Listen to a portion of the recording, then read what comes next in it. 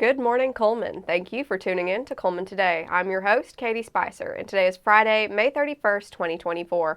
We have a lot to look at in local news today, including information on the East Cullman Baptist Association's Cleanup Day, the opening of Imagine Applied Behavior Analysis, and Parkside Outreach's birthday cake boxes. All of this plus sports, weather, and more, but for now, let's dive into the top stories happening in Cullman today. The City of Good Hope is getting federal money that will help keep residents safe during severe weather. The grant will be used to build a community center that will also double as a storm shelter and will be capable of holding 300 people. After seeing a prototype in Warrior, Good Hope Mayor Jerry Bartlett said, "We thought it would be just a perfect for our seniors to put a kitchenette in, and then we could have a place for all kinds of meetings and a storm shelter." Next up, Imagine Applied Behavior Analysis held its official ribbon cutting Wednesday, May 29th. The new office is a behavioral and developmental therapy practice dedicated to providing quality ABA therapy services for individuals with autism spectrum disorder and related conditions. Imagine ABA provides services in the comfort of the client's home, clinic, and/or the school setting to clients in Cullman County and surrounding areas. They are located at 1701 Main Avenue Southwest, Cullman, Alabama 35055. Learn more at imagineaba.com or call 256-469-8493. To finish up our top stories, Jasper, a local boy who recently celebrated his 10th birthday, asked for no gifts for himself. Instead, he asked for dog food and treats for the shelter's furry residents. On its social media, the Cullman County Animal Shelter said, "Can we all agree that this young man is already exemplifying a heart of stewardship? We know without a doubt our community looks to have a bright future ahead with our youth showing such fine examples of noble acts of selflessness. Let's all wish Jasper a great year ahead of him, celebrating his double digits." Now that we have the top stories out of the way, we're going to take a quick break before returning with sports.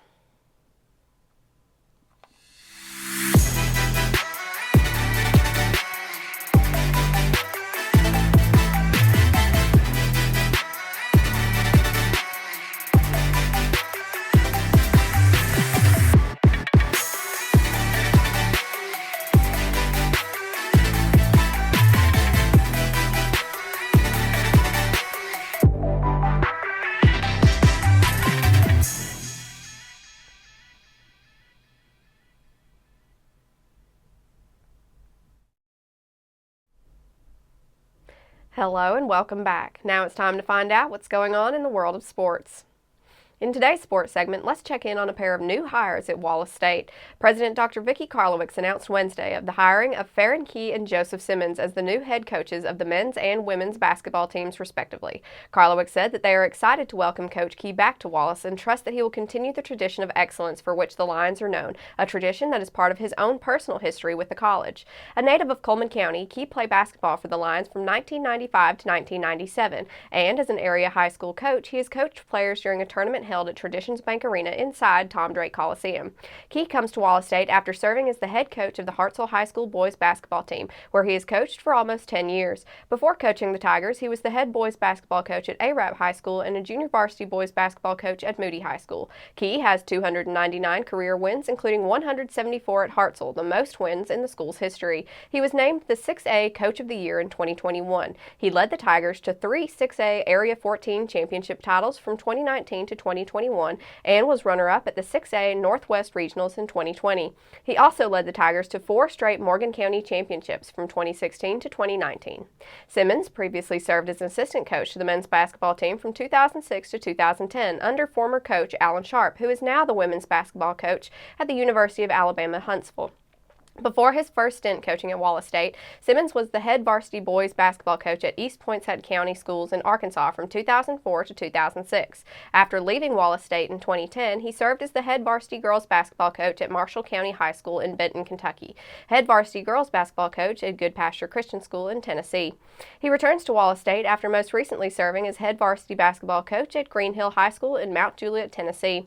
Simmons' career coaching record is 483 to 171 between 16 years coaching high school and 4 years as an assistant at Wallace State.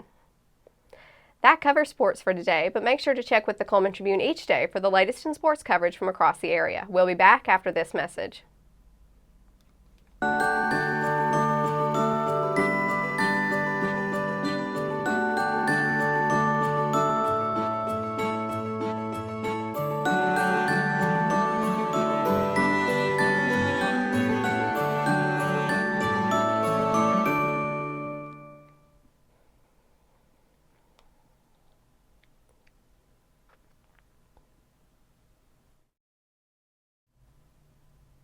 Hello and welcome back to Cullman Today. Now it's time to speed things up with our news rundown. 4 stories in under 4 minutes. East Cullman Baptist Association is holding a one-day church-wide cleanup of its churches and properties. The church says the day would be the ideal mission project for youth groups and adults. On June 4th, beginning at 8:30, the team and volunteers will undertake a few big projects and tasks. The church asks if you plan to volunteer to bring any available tools or appliances needed to complete the following: pressure washing buildings, sidewalks, and carports, cleaning out and organizing materials in storage warehouse, sweeping and mopping warehouse, trimming decorative bushes in front of the Ministry Resource Center, washing windows and screens on Ministry Resource Center, light cleaning and some organization in Ministry Resource Center. Lunch will be provided for volunteers. If you are a group or planning to volunteer, please contact Debbie to let her know how many will be coming to serve at 256-737-9918. The West Point High School class of 1959 held its 65th reunion recently. The group gathered and talked like old friends, this time discussing grandchildren and retirement plans. It was a great turnout with nearly 20 graduates attending. St. Bernard, one of Cullman's oldest Catholic schools, recently announced the names of the students on its 7th grade honor roll. The students earning their spots on the honor roll worked incredibly hard to master the curriculum and excel on assessments. By maintaining high grades and completing their coursework accurately, these students were able to come out on top and be named among the highest in the grade. 7th grade honor roll: Erin Cortez Vilgas, Sipsy Drake, Silas Krishy, Reese Rigsby, Caroline Sanders. St. Bernard Middle School merit roll: James Gray, Josie Lamont, Paul Mason, Angie Newwin, and Sawyer Watwood. Parkside Outreach Program has been gifted a creative and thoughtful way to recognize a birthday for a child or loved one in a pinch. The center, dedicated to helping those in the Parkside community experiencing hardships, has been gifted birthday cake pans. The pans have all the necessary ingredients to make a birthday cake and celebrate another turn around the sun. Each box contains a cake mix and corresponding soda to replace the eggs and oil and icing and candles. All that is needed is a birthday boy or girl to blow out the candles. Parkside Outreach Center can be reached by phone at 256-683-0715.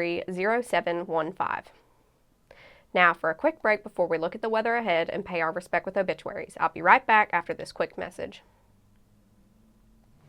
Discover what's buzzing in Cullman with Community Matters, where every story pops off the page with local flair.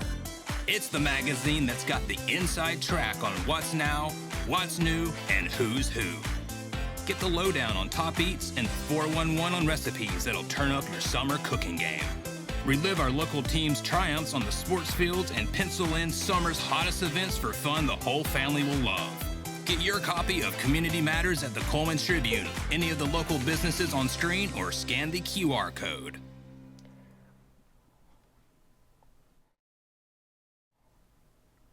Welcome back. Let's take a moment to pause and remember those who have lost their lives this week as we turn to obituaries. Mildred Ann Crawford Marion. Funeral services for Mildred Ann Crawford Marion, 72, of Cullman, will be 2 p.m. Saturday, June 1st at Hansville Funeral Home Chapel. Burial will follow the service at Mountain Grove Baptist Cemetery. Visitation will be prior to the service from noon until 2 p.m. at Hansville Funeral Home. That finishes up obituaries for today. Our thoughts and prayers go out to her friends and family. Now let's take a look at the weekend weather forecast.